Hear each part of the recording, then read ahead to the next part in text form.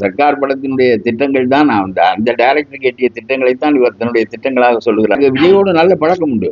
அவரோடு நான் நடித்தேன்.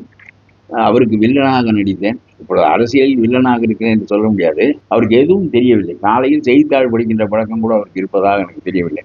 இந்த நாடு எப்படி இருக்கிறது, இதனுடைய வரலாறு என்ன, அரசியல் என்ன, மக்களுடைய தேவைகள் என்ன, ஹேவ்ஸ் எவ்வளவு பேர், ஹேவ் நாட்ஸ் எவ்வளவு பேர், இருப்பவர்கள் இல்லாதவர்கள் பாகுபாடு, யாருக்காக நாம் பேச வேண்டும் என்பதெல்லாம் அவருக்கு தெரியாது.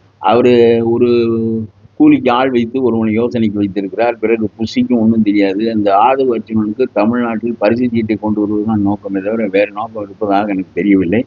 ஆகவே மகன் ஒரு இடத்தில், இவர் ஒரு இடத்தில், இப்படியெல்லாம் ரொம்ப சுமாரான ஆட்களை வைத்துக் கொண்டு நடத்துகிறார். தனக்கும் தெரியாது, தன்னை சுற்றி இருக்கிறவர்களுக்கும் தெரியாது என்று சொன்னால் அந்த அரசியல் இப்படித்தான் நடக்கும். ஒன்று தமிழ்நாடே நான் தான் தமிழ்நாடு என்று சொல்லுகிறார். வள்ளுவனுக்கு அடுத்தது நீதானா?